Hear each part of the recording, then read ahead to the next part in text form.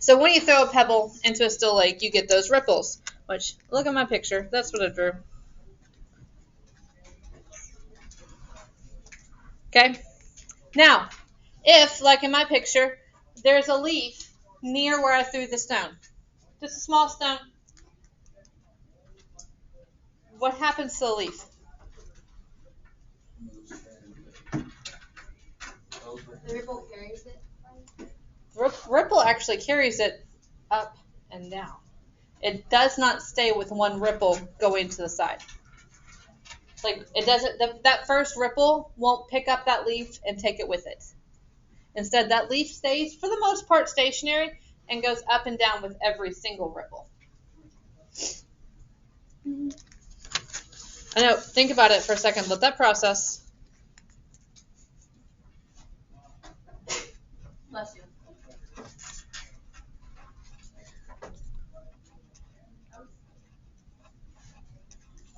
Okay, so if you can't tell, we're talking about waves. When you think about waves, I typically think of like a water wave because that's the one I see most days, right? Think about like the ocean or stuff like that with tides and all that good stuff. Which, as if your teacher didn't teach you that, remember tide technically does not go in or out. We are just rotating in our own bulge caused by the sun and the moon. Anyway, waves. Sorry. Waves transfer energy by vibration, not by transfer of matter.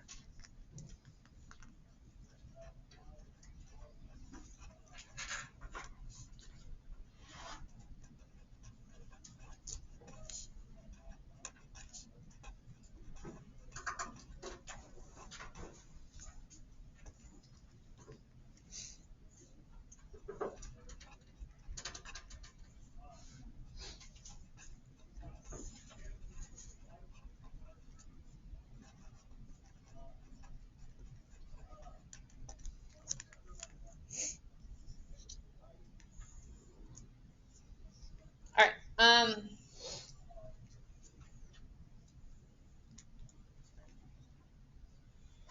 When we're talking about waves, one of the things that you have to talk about is a medium. And a lot of times when, especially someone y'all's age hears the word medium, you're thinking like someone who communicates with like dead people or animals or spirits. And that is absolutely not what we mean here in physics. In this case, with a medium would be something that a wave travels through. That's all a medium is.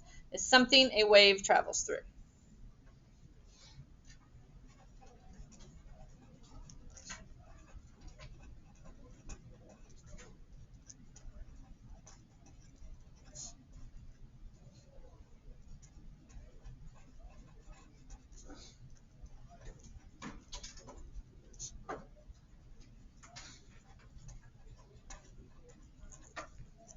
Okay, and it can be solid, liquid, or gas. All three states of matter.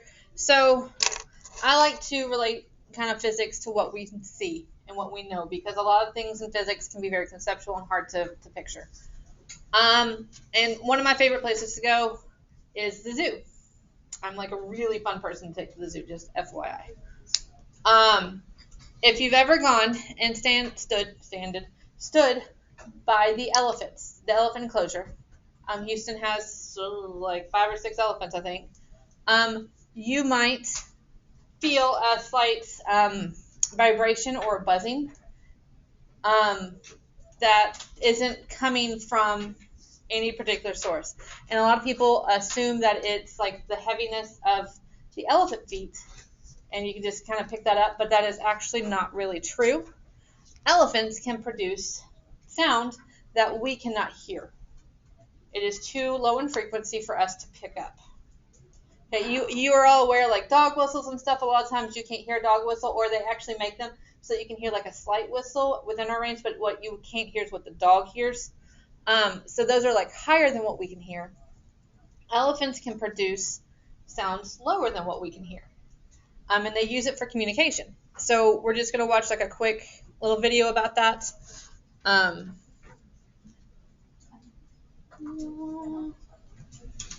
So that's just an elephant. That's an elephant eye.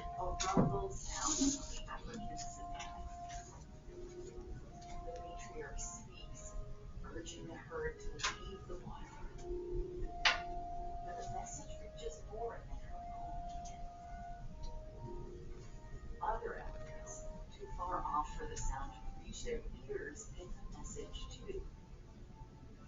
With their feet. A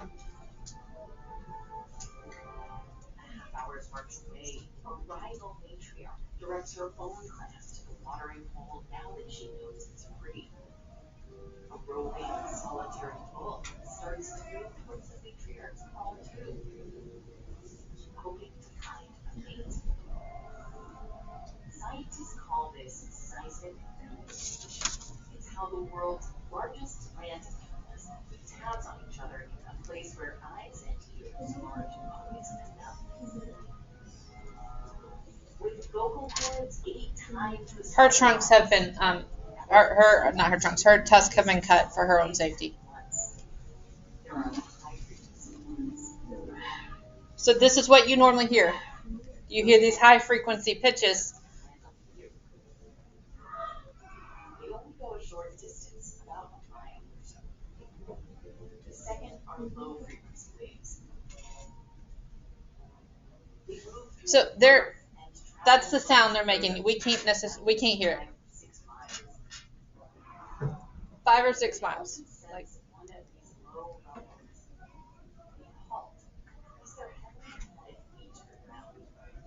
That pattern, a huge ball of fat called the digital version, spread out as much as 20%.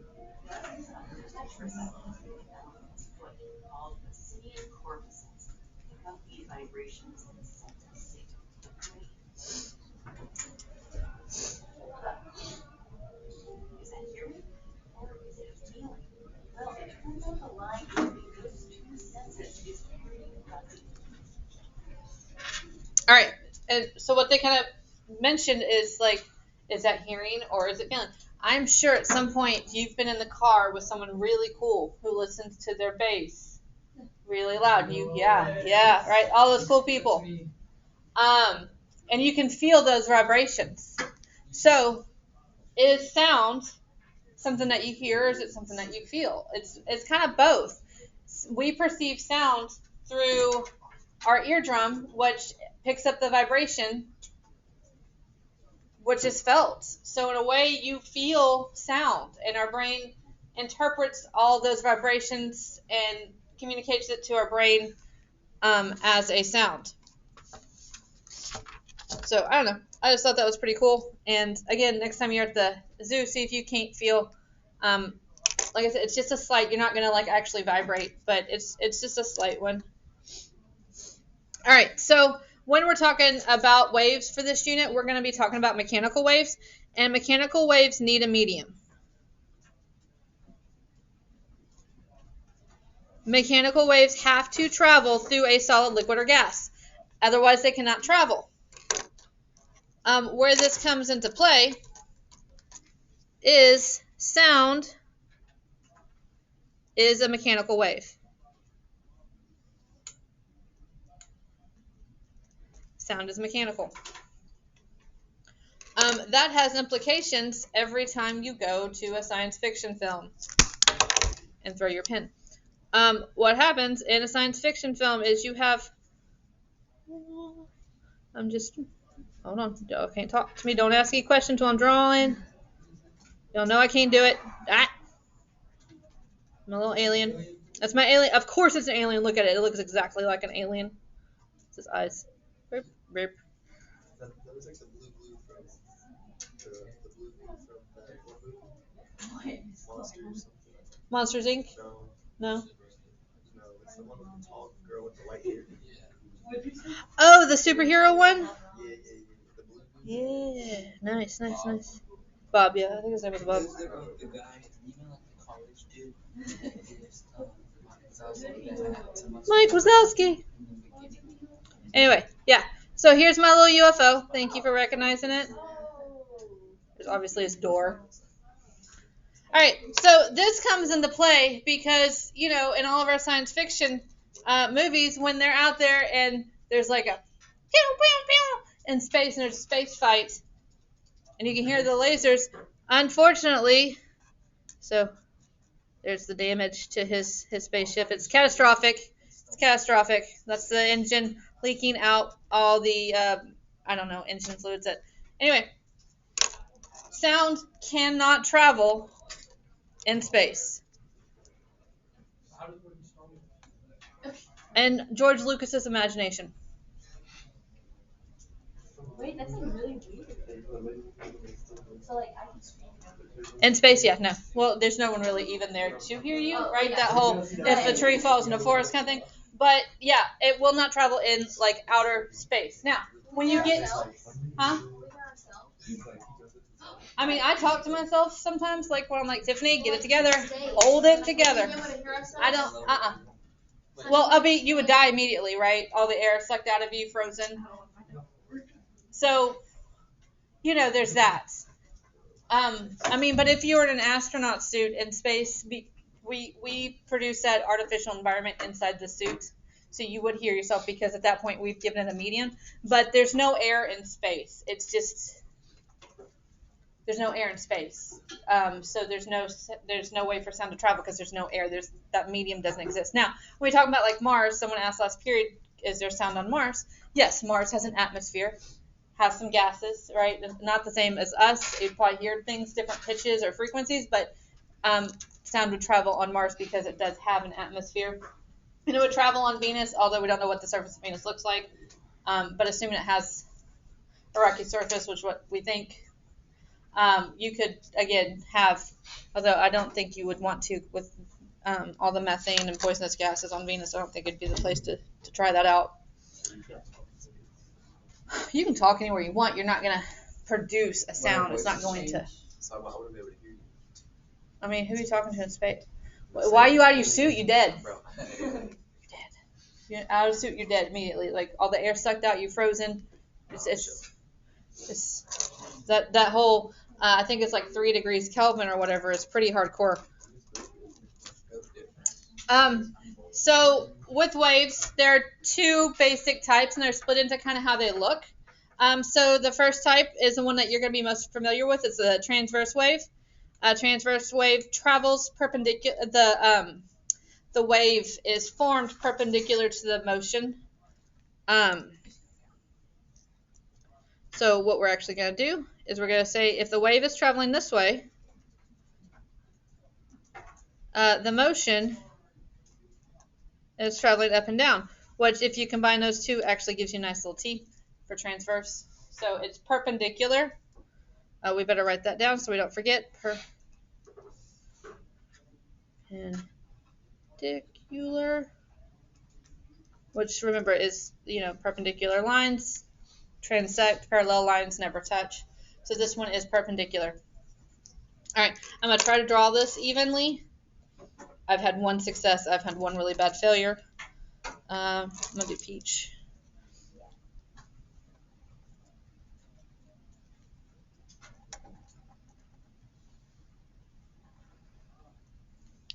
It's not bad.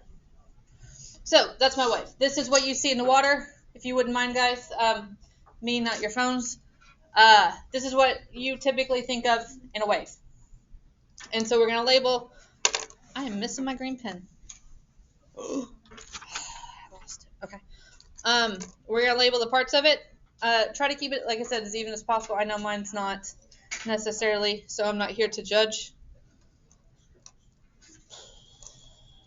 All right. First part we're going to label is the crest. What is the crest of a wave? The top.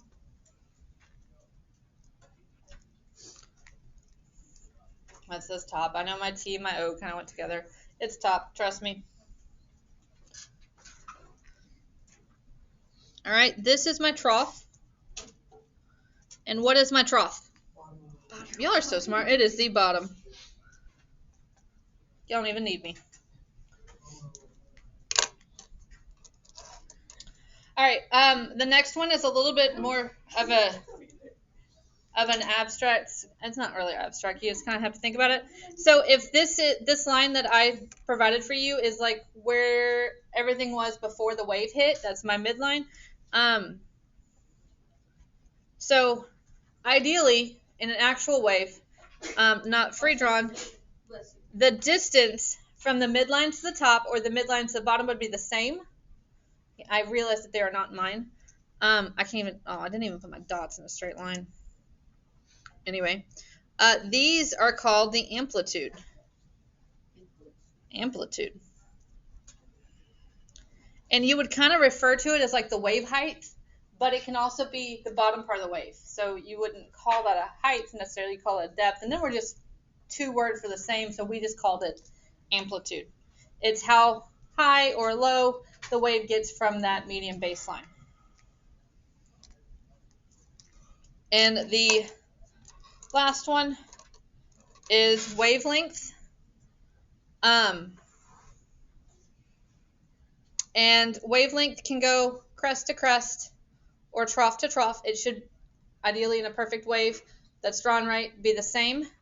I have to, typically what I do when I'm thinking about wavelength is I have to say, okay, starting here, and I have to go through one ups and one downs and start back. And that would be one wave. And then it repeats? And it repeats. Right, so that is my wavelength, which is abbreviated with that symbol. It looks like an upside down Y. It's Greek. Does anyone know what? Apparently there was a song in 6th grade that y'all learned the Greek alphabet with the rap. Anybody remember this one?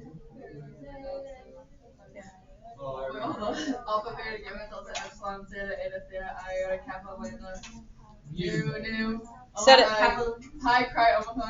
You said it. Lambda. Mm-hmm. That's what that is. I don't know what. I'm sure that song is gonna come handy one day for y'all. I'm not sure when, but I know it's gonna come one day. You're gonna be like, I got this. It's gonna be like a one of those random game shows that stop you on the sidewalk or something, maybe like something like that. Yeah, it's gonna be something like that. But this is my wavelength.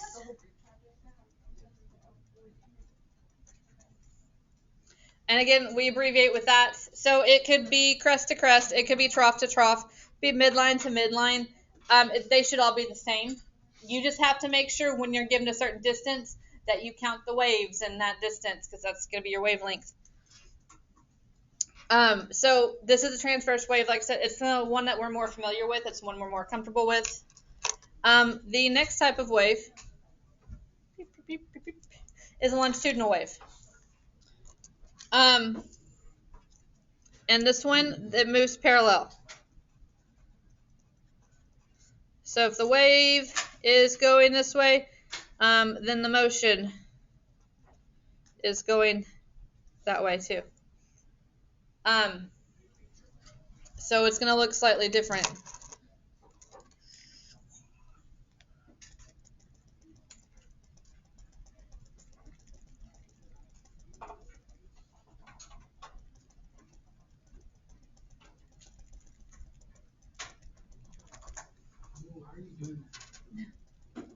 These are dots. They're clustered. Oh, I thought you were going like circles.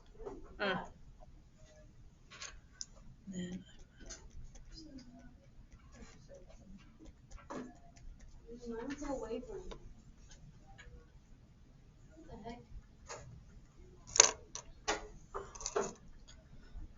Don't even ask how many times I had to practice, guys. Like, we're not talking about it, okay? So obviously this wave looks different from this one.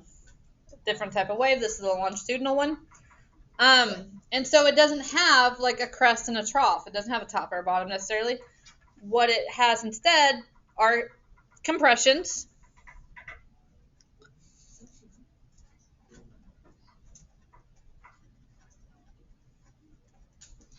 Right, and if you think about like a compression, when you have a cut and you compress it so it stops bleeding, you're pressing tightly against it. Compressions in a wave, same thing. It is areas where the particles are tightly packed.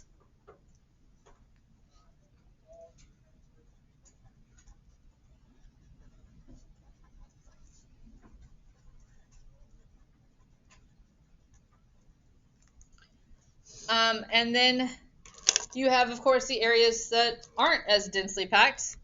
And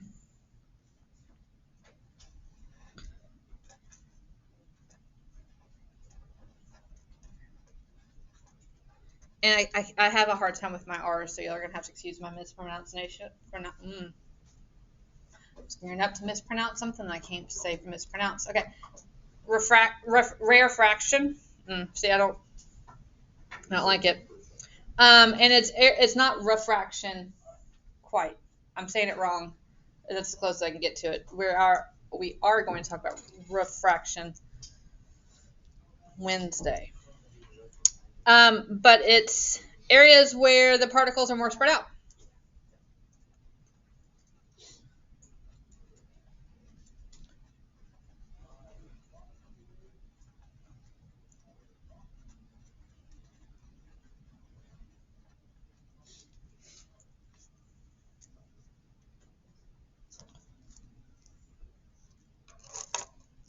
And then we have our wavelength, which could be, again, compression to compression or refraction to refraction. Both of those would be the same, ideally, in a perfectly drawn wave, which mine is not. Any questions thus far? So all we're basically doing right now is just labeling the parts of a wave. Super exciting. Tomorrow we're going to practice with the velocity of a wave, but I just want to go ahead and throw in the formula right now so we can just get over with. It's a super hard formula, let me tell you.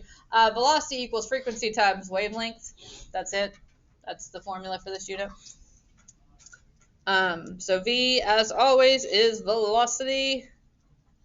Typically, it's measured meters per second. It could be kilometers per hour. It could be centimeters per second, as long as the units all kind of add up. Frequency, which we're going to talk about what that is tomorrow. That is measured in hertz. That's the cursive Z.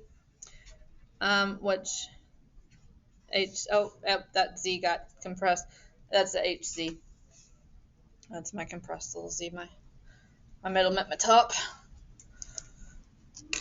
And then you have your wavelength. So if your velocity is in meters, your wavelength has to be in meters. If it's in kilometers, it has to be in kilometers. You get the drift here.